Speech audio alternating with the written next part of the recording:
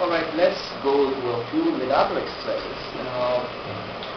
We're going to look at some combination of picks as well as hammer-ons and pull-offs, as well as total independent left hand play. Right? Also we're going to look at some node grouping which are odd, which kind of allows you to break the rules. So like the first one is a very common legato. It's something like this. So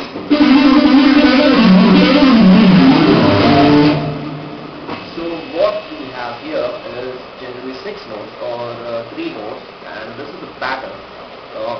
Say this is B and we are playing, we are hammering on B, pulling it off to B, then hammering on C. So it's B, C, alright. So if you number the notes 1, 2 and 3, it's generally the pattern is 3, 1, 2, 3, 2, 1, right? So what you have to do is you have to first use all the other strings with the right hand, right? There are quite a few methods of muting, but one way you can do it is mute the bottom strings with the palm and the top strings with the flesh part of your first finger, alright? Once you do that, try playing your exercise slowly with the metronome of course.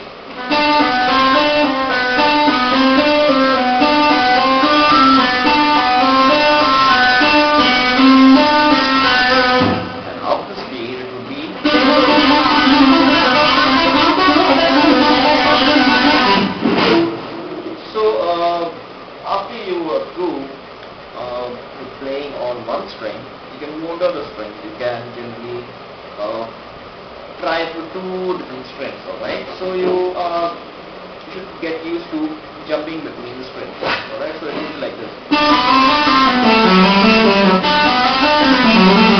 So now we are playing the same pattern on the 4th string as well, and we are making sure that the strings that are not played are muted somehow with the right and the left hand, right? You have to practice slowly and take it up to speed.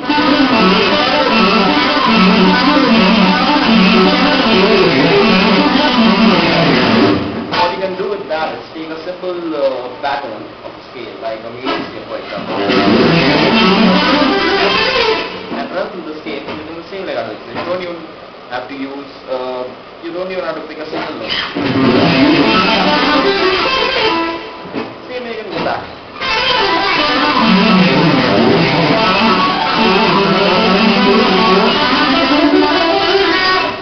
You can also use some weird sounding scales like that.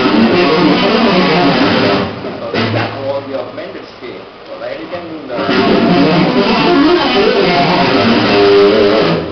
use all that stuff, and let's move on to some other exercises. Alright, the second one will include a combination of picks as well as hammer-ons and pull-offs, as well as a sweep. Alright, so this is generally about playing again 6 notes. It's a 6 note pattern. Alright, see for example I'm playing alright, so what I'll be doing is I'll be playing A, C, C, C, D, but instead of picking all the notes, I'll be making 2 downstrokes on A and D, and I'll hammer on C, hammer on D, pull off to C, pull off to B, then again repeat the pattern. So it will be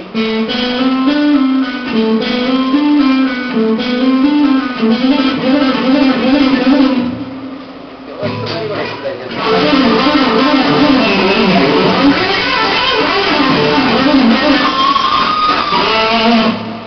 Alright, you can take it up to speed, and as well as you can do something like this.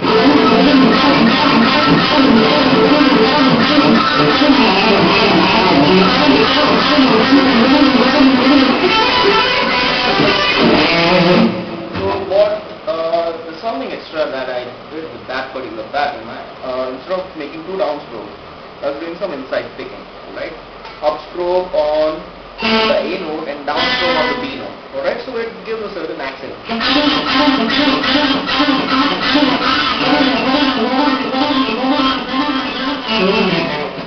So that was the second exercise.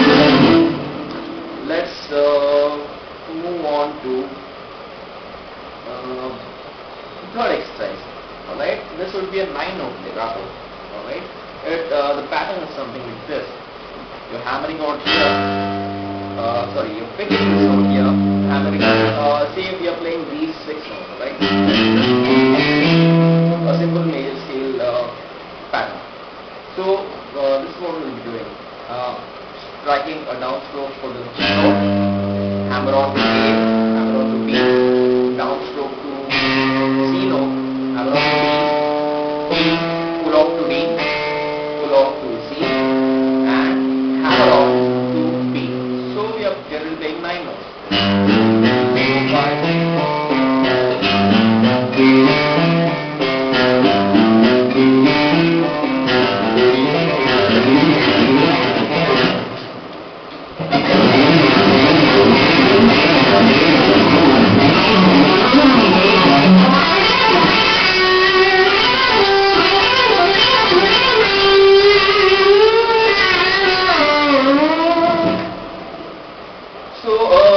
the best part about odd groupings is that it gives you a certain unsettling feeling. Alright, it's not your simple 1, 2, 3. It's not something like that, and it's not like your most commonly heard 6 notes. Alright, so it kind of unsettles you a bit.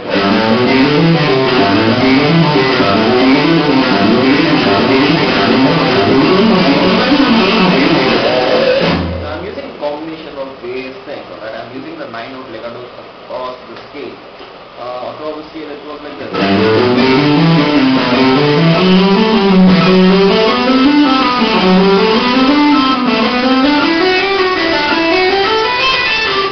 So that was the ascending. Descending, we can do something like this. Use the 6-note legato that I've shown you before, and pull off to these 2 notes. So it makes 9 notes again.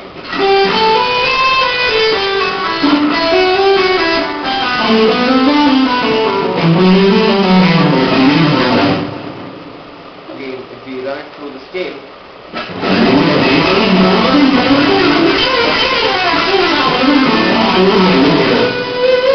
now I'm using a lot of different exercises in between as well, like I'm mixing the 6 and the 9s, so it doesn't sound like a plain exercise. It sounds like I'm running through the scale in a different manner.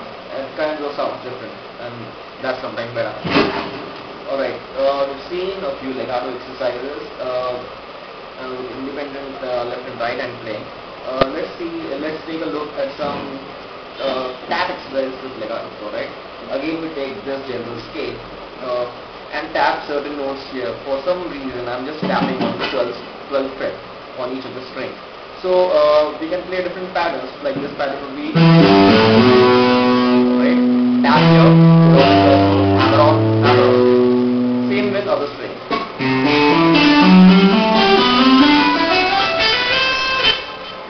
You can play the same pattern going back, or you can reverse the pattern to,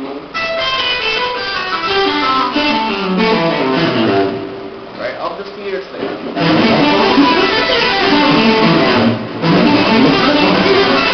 Okay, in the end we did some string skipping. It was something like that.